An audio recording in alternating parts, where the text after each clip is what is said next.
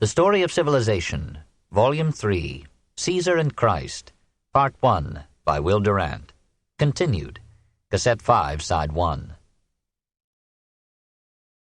All the legislative, judicial, executive, social, and sartorial privileges enjoyed by the Senate before the Gracchan Revolt were returned to it, for Sulla was certain that only a monarchy or an aristocracy could wisely administer an empire. To renew the full membership of the Senate, he allowed the tribal assembly to promote to it 300 members of the equestrian class. To show his confidence in this thoroughgoing restoration, he disbanded his legions and decreed that no army should be permitted in Italy. After 2 years of dictatorship, he resigned all his powers, re-established consular government, and retired to private life in 80. He was safe, for he had killed nearly all who could plan his assassination.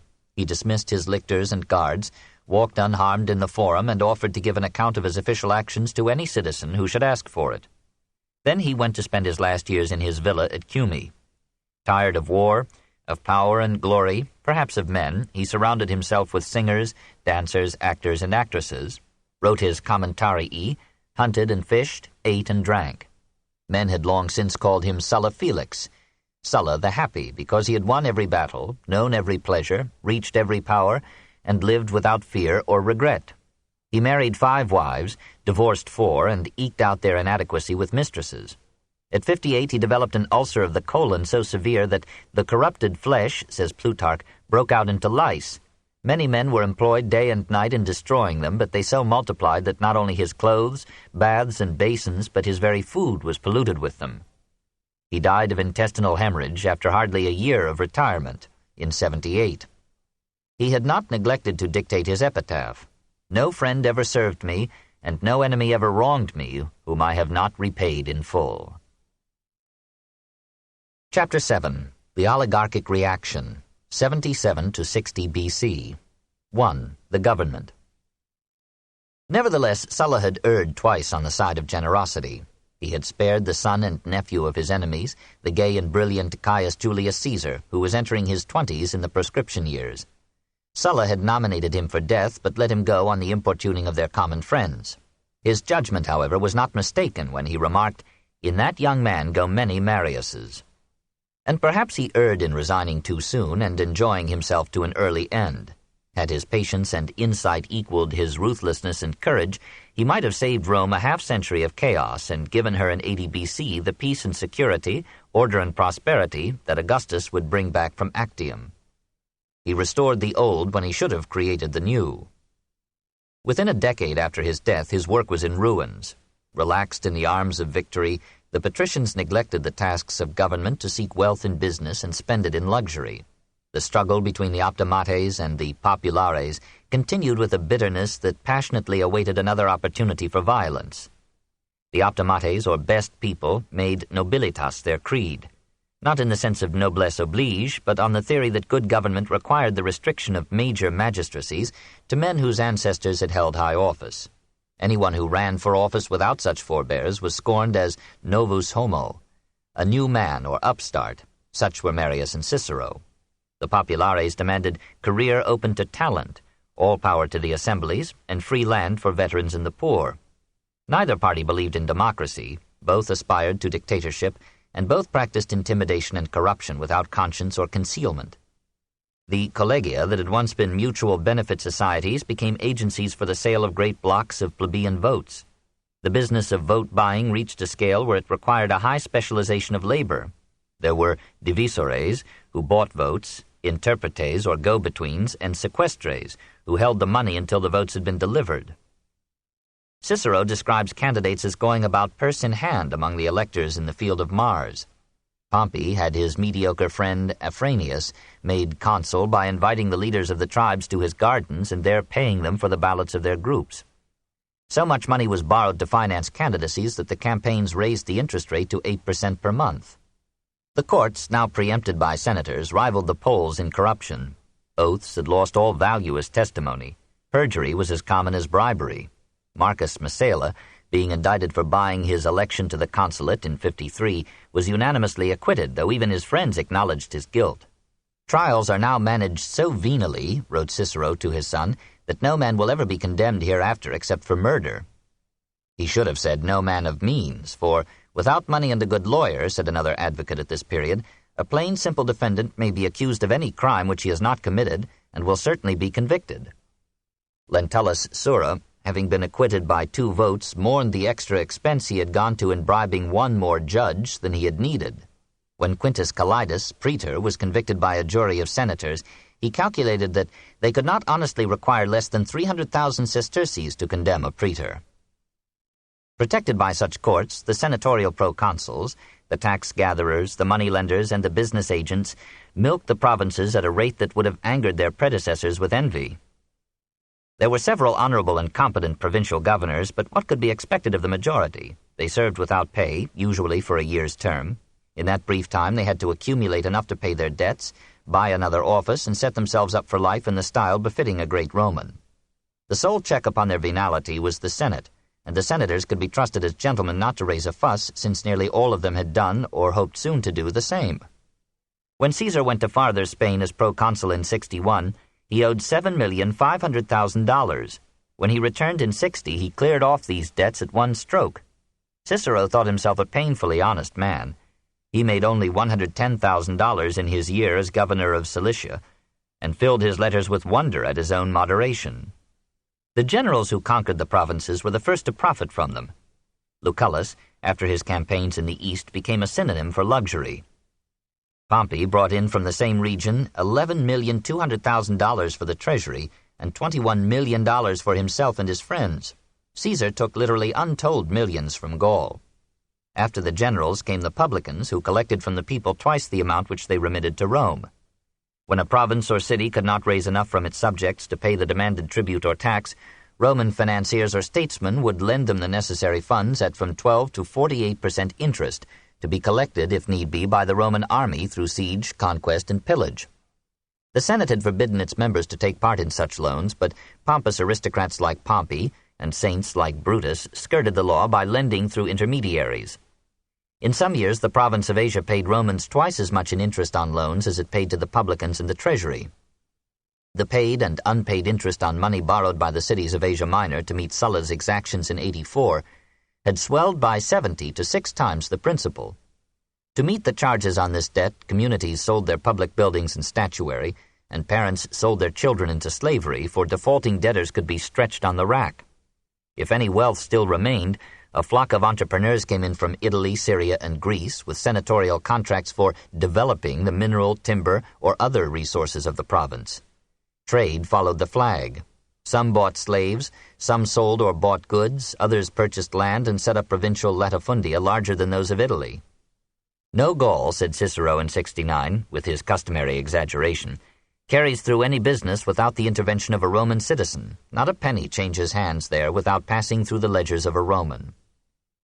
Antiquity had never known so rich, so powerful, and so corrupt a government. 2. The millionaires. The business classes reconciled themselves to the rule of the Senate because they were better prepared than the aristocracy to exploit the provinces. That concord of the orders, or cooperation of the 2 upper classes, which Cicero was to preach as an ideal, was already a reality in his youth. They had agreed to unite and conquer. Businessmen and their aggressive agents crowded the basilicas and streets of Rome and swarmed into provincial markets and capitals. Bankers issued letters of exchange on their provincial affiliates and lent money for everything, even political careers.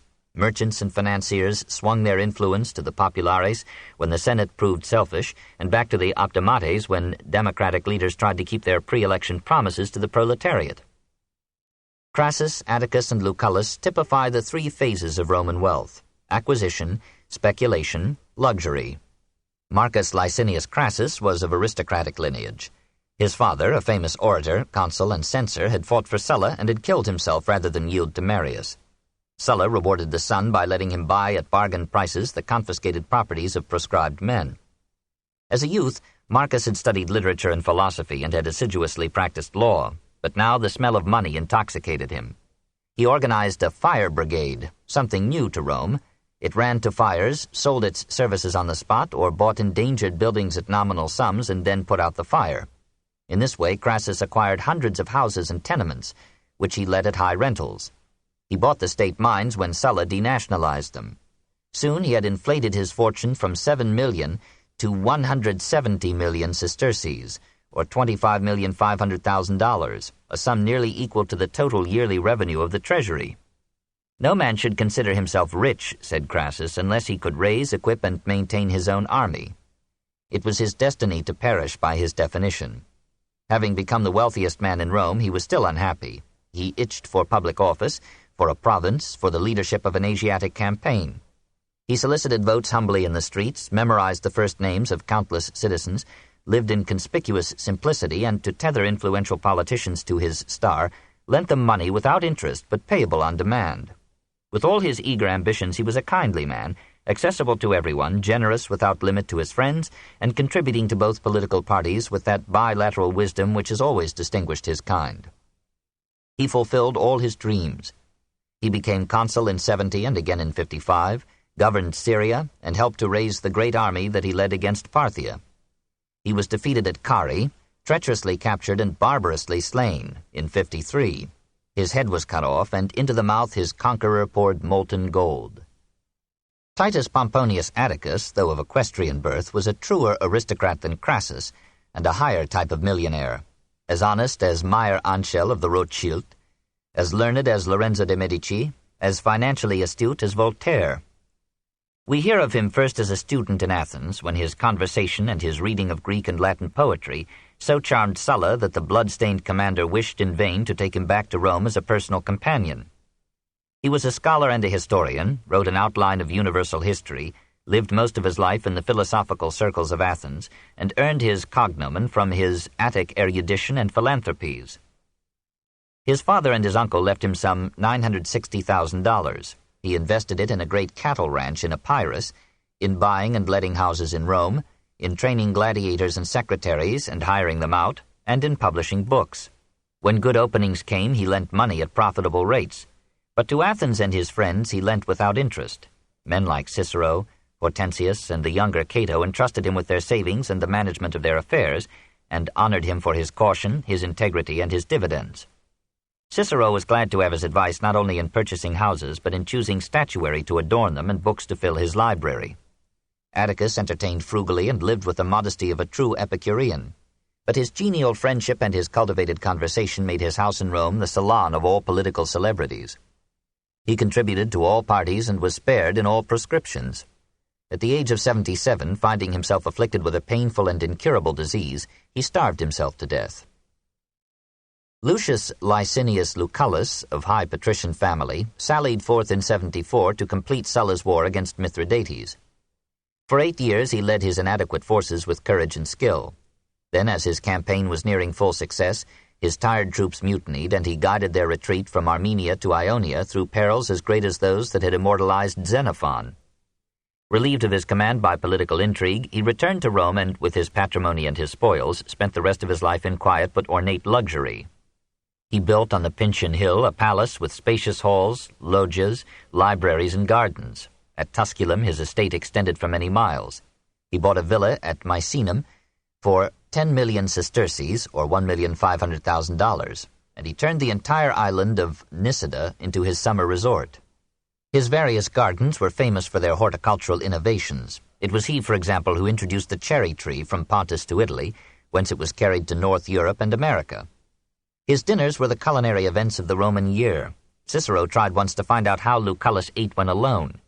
He asked Lucullus to invite him and some friends to dinner that evening, but pledged Lucullus to send no word of warning to his servants.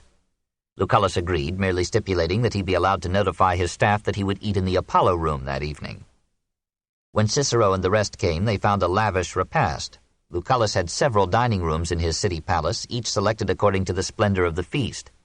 The Apollo room was reserved for meals costing 200,000 sesterces or more. But Lucullus was no gourmand. His houses were galleries of well-chosen art, his libraries were the resort of scholars and his friends. He himself was learned in both the classical literatures and in all the philosophies, naturally favoring that of Epicurus. He smiled at Pompey's strenuous life. One campaign seemed to him enough for one life. Anything more was mere vanity. His example spread without his taste among the rich of Rome.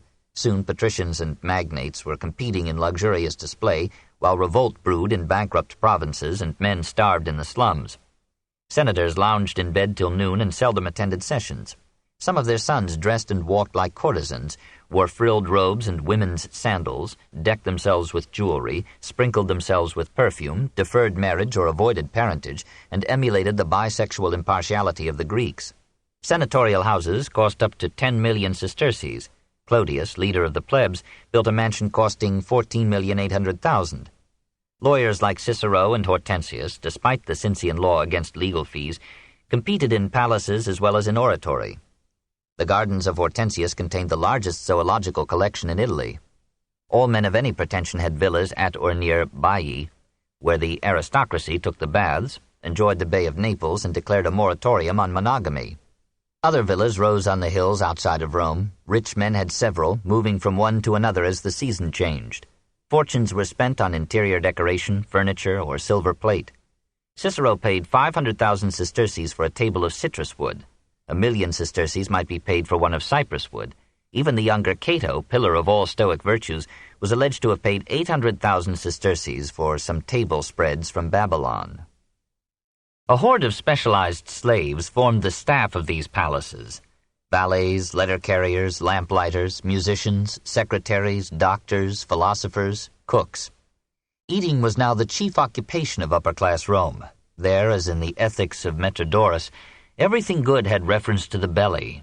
At a repast given in 63 by a high priest, and attended incongruously by Vestal virgins and Caesar, the hors d'oeuvres consisted of mussels, spondyles, field fares with asparagus, fattened fowls, oyster pastries, sea nettles, ribs of roe, purple shellfish, and songbirds. Then came the dinner: sow's udders, boar's head, fish, duck, teals, hares, fowl, pastries, and sweets. Delicacies were imported from every part of the empire and beyond. Peacocks from Samos, grouse from Phrygia, cranes from Ionia, tunnyfish from Chalcedon, murinas from Gades, oysters from Tarentum, sturgeons from Rhodes. Foods produced in Italy were considered a bit vulgar, fit only for plebeians. The actor Aesopus gave a dinner at which songbirds were eaten to the cost of $5,000. Sumptuary laws continued to denounce expensive meals and to be ignored. Cicero tried to obey, ate the legally permitted vegetables, and suffered 10 days of diarrhea. Some of the new wealth disported itself in enlarged theaters and extended games. In 58, Aemilius Scaurus built a theater with 8,000 seats, 360 pillars, 3,000 statues, a 3-storied stage, and 3 colonnades, one of wood, one of marble, and one of glass. His slaves, rebelling against the hard labor he had exacted of them, burned down the theater soon afterward, netting him a loss of 100 million sesterces. In 55, Pompey provided funds for the first permanent stone theater in Rome, with 17,500 seats and a spacious porticoed park for entr'acte promenades. In 53, Scribonius Curio, one of Caesar's generals, erected 2 wooden theaters, each a semicircle, back-to-back. In the morning, the 2 stages presented plays. Then, while the spectators were still in their seats, the 2 structures were turned on pivots and wheels, the semicircles formed an amphitheater, and the united stages became an arena for gladiatorial games. Never had such games been so frequent, costly, or prolonged. In a single day of the games given by Caesar, 10,000 gladiators took part, many of whom were killed. Sulla exhibited a fight involving 100 lions, Caesar 400, Pompey 600. Beasts fought men, men fought men, and the vast audience waited hopefully for the sight of death. 3. The New Woman. The increase of wealth conspired with the corruption of politics to loosen morals and the marriage bond. Despite increasing competition from women and men, prostitution continued to flourish. Brothels and the taverns that usually housed them were so popular that some politicians organized votes through the Collegium Lupanariorum, or Guild of Brothel Keepers. Adultery was so common as to attract little attention unless played up for political purposes, and practically every well-to-do woman had at least one divorce. This was not the fault of women. It resulted largely from the subordination of marriage in the upper classes to money and politics. Men chose wives, or youths had wives chosen for them, to get a rich dowry or to make advantageous connections. Sulla and Pompey married 5 times. Seeking to attach Pompey to him, Sulla persuaded him to put away his first wife and marry Aemilia, Sulla's stepdaughter, who was already married and with child. Aemilia reluctantly agreed, but died in childbirth shortly after entering Pompey's house. Caesar gave his daughter Julia to Pompey in marriage as an item in their triumviral alliance. The empire, growled Cato, had become a matrimonial agency. Such unions were mariage de politique. As soon as their utility ended, the husband looked for another wife as a stepping stone to higher place or greater wealth. He did not need to give a reason. He merely sent his wife a letter announcing her freedom and his. Some men did not marry at all, alleging distaste for the forwardness and extravagance of the new woman. Many lived in free unions with concubines or slaves. The censor Metellus Macedonicus in 131 had begged men to marry and beget children as a duty to the state. However much of a nuisance, or molestia, a wife might be, but the number of celibates and childless couples increased more rapidly after he spoke. Children were now luxuries which only the poor could afford. Under these circumstances, women could hardly be blamed for looking lightly upon their marriage vows and seeking in liaisons the romance or affection that political matrimony had failed to bring. There was, of course, a majority of good women, even among the rich, but a new freedom was breaking down the old patria potestas and the ancient family discipline.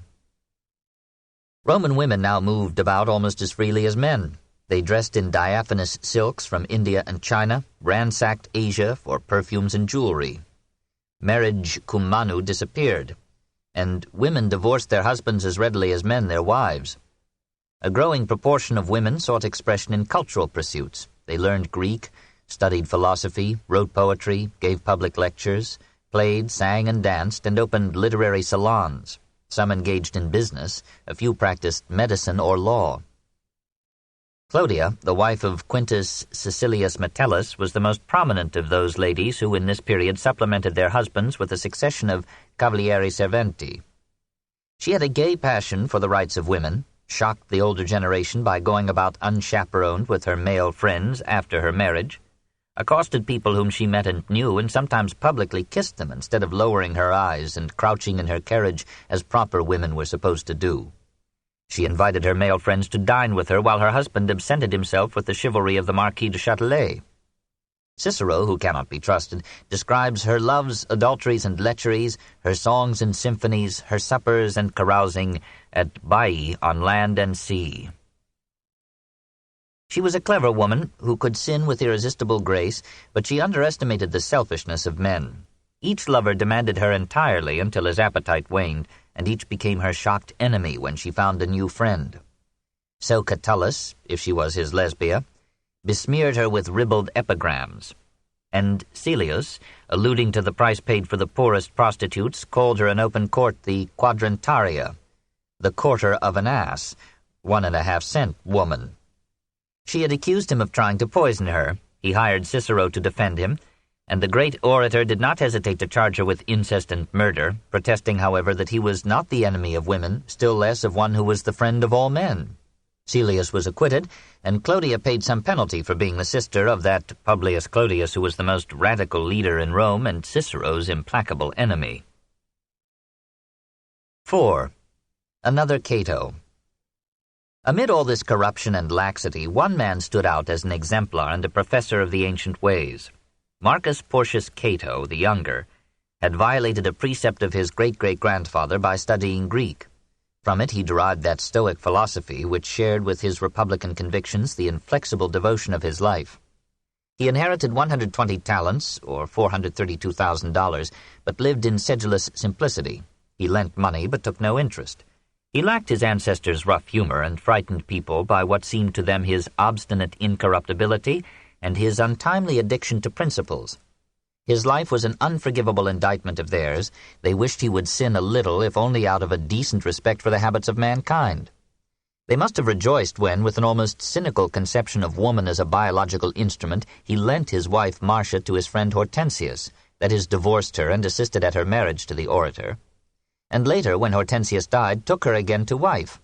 He could not be popular, for he was the relentless enemy of all dishonesty, the stern defender of the patria potestas, a more merciless censor moralium than Cato censor himself. He seldom laughed or smiled, made no effort to be affable, and sharply reprimanded any who dared to flatter him. He was defeated for the consulship, said Cicero, because he acted like a citizen in Plato's republic, instead of a Roman living among the dregs of Romulus's posterity. As quaestor, Cato made himself a terror to all incompetence and malfeasance, and guarded the treasury ferociously from all political raids. Nor did his watchfulness abate when his term expired. His indictments fell upon all parties and left him with 1,000 admirers, but hardly a friend.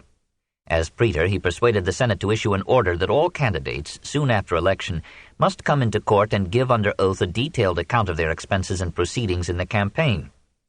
The measure disturbed so many politicians, most of whom depended upon bribery, that they and their clients, when Cato next appeared in the forum, reviled and stoned him, whereupon he climbed to the rostrum, faced the crowd resolutely, and talked them into submission. As tribune, he led a legion into Macedonia. His attendants rode on horseback, he went on foot. He scorned the business classes and defended aristocracy, or rule by birth, as the only alternative to plutocracy, or rule by wealth. He warred without truce upon the men who were corrupting Roman politics with money and Roman character with luxury, and he stood out to the last against every move by either Pompey or Caesar toward dictatorship. When Caesar had overthrown the Republic, Cato died by his own hand, with a volume of philosophy by his side.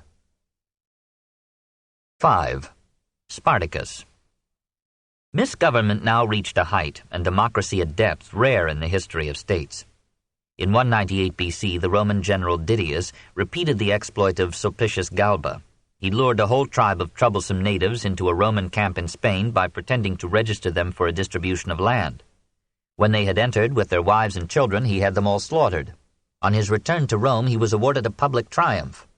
Shocked by the brutalities of empire, a Sabine officer in the Roman army, Quintus Sertorius, went over to the Spaniards, organized and drilled them, and led them to victory after victory over the legions sent to subdue him.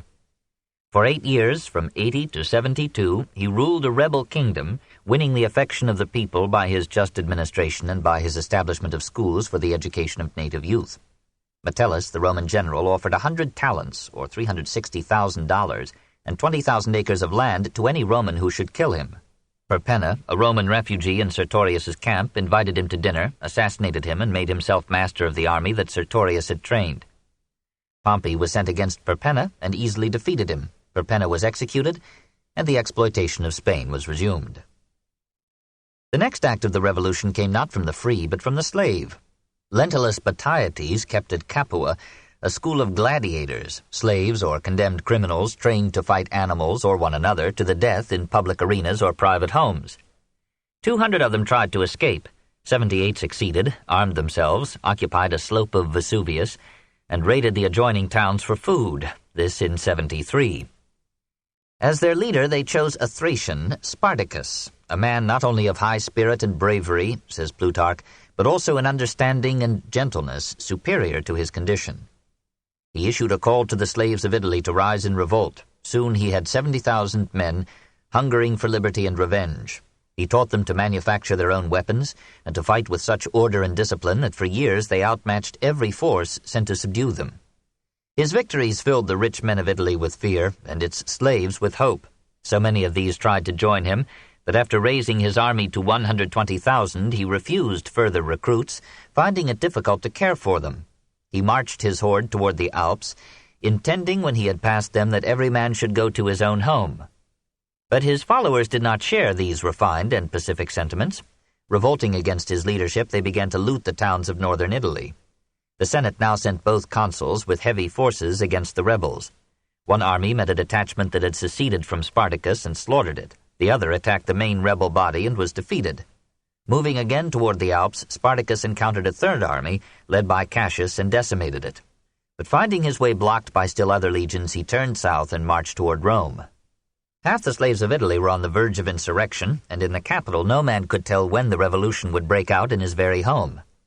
All that opulent society, which had enjoyed every luxury slavery could produce, trembled at the thought of losing everything: mastery, property, life. Senators and millionaires cried out for a better general. Few offered themselves, for all feared this strange new foe. At last Crassus came forward and was given the command with 40,000 men. and many of the nobility, not all forgetting the traditions of their class, joined him as volunteers. Knowing that he had an empire against him and that his men could never administer either the empire or the capital, Spartacus passed Rome by and continued south to Thurii, marching the length of Italy in the hope of transporting his men to Sicily or Africa. For a third year he fought off all attacks, but again his impatient soldiers rejected his authority and began to ravage the neighboring towns. Crassus came upon a horde of these marauders and slew them, 12,300 in number, every man fighting to the last. Meanwhile, Pompey's legions, returning from Spain, were sent to swell the forces of Crassus. Despairing of victory over such a multitude, Spartacus flung himself upon the army of Crassus and welcomed death by plunging into the midst of the foe. 2 centurions fell by his hand. Struck down and unable to rise, he continued the fight on his knees. At last he was so cut to pieces that his body could not later be identified. The great majority of his followers perished with him. Some fled and became hunted men in the woods of Italy. 6,000 captives were crucified along the Appian Way from Capua to Rome, this in 71. There their rotting bodies were left to hang for months, so that all masters might take comfort and all slaves take heed. 6. Pompey. When Crassus and Pompey returned from this campaign, they did not, as the Senate wished and law required, disband or disarm their troops at the gates. Camping outside the walls, they asked permission to stand for the consulate without entering the city. Again, a violation of precedent. In addition, Pompey demanded land for his soldiers and a triumph for himself. The Senate refused, hoping to play one general against the other. But Crassus and Pompey joined hands, made a sudden alliance with the populares and the business class, and by generous bribery won election as consuls for 70 BC. The magnates entered the partnership for 2 immediate ends: to recapture power in the juries that tried them, and to replace Lucullus, who had ruled the Roman East with unprofitable integrity, by a man of their own class and views. In Pompey they recognized their man. Pompey was now 35 and already the veteran of many campaigns. Born of a rich equestrian family, he had won universal admiration by his courage and temperance and his skill in every branch of sport and war. He had cleared Sicily and Africa of Sulla's enemies, and by his victories and his pride had earned from the humorous dictator the cognomen Magnus, the Great. He had achieved a triumph almost before a beard. He was so handsome that the courtesan Flora declared she could never part from him without a bite. He was sensitive and shy, and blushed when he had to address a public gathering. But in battle he was in these days impetuously brave. In later life, timidity and corpulence burdened his generalship, and he hesitated till lost. His mind had neither brilliance nor depth. His policies were made for him, not by him, first by the politicians of the populares, then by the senatorial oligarchy. His great wealth lifted him above the coarser temptations of politics. Amid the selfishness and corruption of his time, he shone by his patriotism and his integrity. He seems to have sincerely sought the public good as well as his own. His outstanding fault was vanity. His early successes led him to overrate his abilities, and he wondered why Rome waited so long to make him, in everything but name, a king. The 2 favorites of Sulla, now consuls together, devoted themselves to overthrowing the Sullan constitution. Pompey and Crassus paid their debt to the populares by passing a bill that restored all the power of the tribunes. They consolidated their alliance with business by directing Lucullus to give the publicans full charge of tax collections in the East, and they supported legislation that required juries to be drawn equally from the Senate, the equestrian class, and the tribunes of the treasury. Crassus had to wait 15 years for his reward, the privilege of drinking gold in Asia. Pompey received his in 67, when the assembly voted him almost limitless authority to proceed against the pirates of Cilicia. Once Rhodes had kept the Aegean free of such marauders, but Rhodes, humiliated and impoverished by Rome and Delos, could no longer maintain the fleet required for such a service, and the landed aristocracy that controlled the Senate had no keen interest in making the channels of maritime commerce secure. Merchants and plebs felt the results more sharply. Trade became almost impossible in the Aegean, even in the central Mediterranean, and imports of grain fell so rapidly that the price of wheat at Rome rose to 20 sesterces per modius, or $3 a peck. The pirates flaunted their success with gilded masts, purple sails, and silver-plated oars on their 1,000 ships. They took and held 400 coastal towns, plundered temples in Samothrace, Samos, Epidaurus, Argos, Lucus, and Actium, kidnapped Roman officials, and sailed even the shores of Apulia and Etruria. To meet this situation, Pompey's friend Gabinius proposed a bill giving him for 3 years absolute control of all Roman fleets and all persons within 50 miles of any Mediterranean shore. Every senator but Caesar opposed this extraordinary measure, but the assembly passed it with enthusiasm, voted Pompey an army of 125,000 men and a navy of 500 vessels, and ordered the treasury to place 144 million sesterces at his disposal. In effect, the bill deposed the Senate, ended the Sullan restoration, and established a provisional monarchy as a prelude and lesson to Caesar. The outcome strengthened the precedent. The very day after Pompey's appointment, the price of wheat began to fall. Within 3 months he accomplished his task, captured the pirate ships, took their strongholds, executed their leaders, and yet without abusing his unusual authority. Commerce took heart and sailed again, and a river of cereals flowed into Rome. While Pompey was still in Cilicia, his friend Manilius offered the assembly a bill transferring to him full command of the armies and provinces then, in 66, under Lucullus, and prolonging the powers conferred upon him by the Gabinian law. The Senate resisted, but the merchants and moneylenders gave strong support to the proposal. Pompey, they hoped, would be less lenient than Lucullus to their Asiatic debtors. He would restore the tax collections to the publicans. He would conquer not only Bithynia and Pontus, but Cappadocia, Syria, and Judea. And these rich fields would be thrown open to Roman trade and finance under the protection of Roman arms. A new man, Marcus Tullius Cicero, who had been elected praetor for that year with the aid of the business class, spoke for the Manilian law, and attacked the senatorial oligarchy with a rash eloquence unheard in Rome since the Gracchi, and with a candor shocking in a politician. The whole system of credit and finance which is carried on here at Rome is inextricably bound up with the revenues of the Asiatic provinces. If these revenues are destroyed, our system of credit will crash. If some lose their entire fortunes, they will drag many more down with them. Save the state from such a calamity. Prosecute with all your energies the war against Mithridates, by which the glory of the Roman name, the safety of our allies, our most valuable revenues, and the fortunes of innumerable citizens will be effectively preserved. The measure was readily passed by the assembly. The plebs cared little for the fortunes of the financiers, but it rejoiced in having found, through the issuance of extraordinary powers to a general, a means of annulling the Sullan legislation and deposing its ancient enemy, the Senate. From that moment the days of the Republic were numbered. The Roman Revolution, helped by the oratory of its greatest foe, had taken another step toward Caesar. 7. Cicero and Catiline. Plutarch thought that Marcus Tullius was called Cicero because of a wart shaped like a vetch, or cicer, on an ancestor's nose. More probably his forebears had earned the cognomen by raising renowned crops of chickpeas. In his Laws, Cicero describes with engaging tenderness the modest villa that had seen his birth near Arpinum, halfway between Rome and Naples in the foothills of the Apennines. His father was just rich enough to give his son the best education that the age could provide. He engaged the Greek poet Archias to tutor Marcus in literature and Greek, and then sent the youth to study law with Q. Mucius Scaevola, the greatest jurist of his time. Cicero listened eagerly to the trials and debates in the forum, and rapidly learned the arts and tricks of forensic speech. To succeed in the law, he said, a man must renounce all pleasures, avoid all amusements, say farewell to recreation, games, entertainment, almost to intercourse with his friends. Soon he was practicing law himself and making speeches whose brilliance and courage won him the gratitude of the middle classes and the plebs. He prosecuted a favorite of Sulla and denounced the proscriptions in the midst of the Sullan terror, this in 80 B.C. Shortly afterward, perhaps to avoid the dictator's revenge, he went to Greece and continued there his studies of oratory and philosophy. After 3 happy years in Athens, he passed over to Rhodes, where he heard the lectures of Apollonius, son of Molon, on rhetoric, and those of Posidonius on philosophy. From the first, he learned the periodic sentence structure and purity of speech that were to distinguish his style, and from the other that mild stoicism, which he would later expound in his essays on religion, government, friendship, and old age.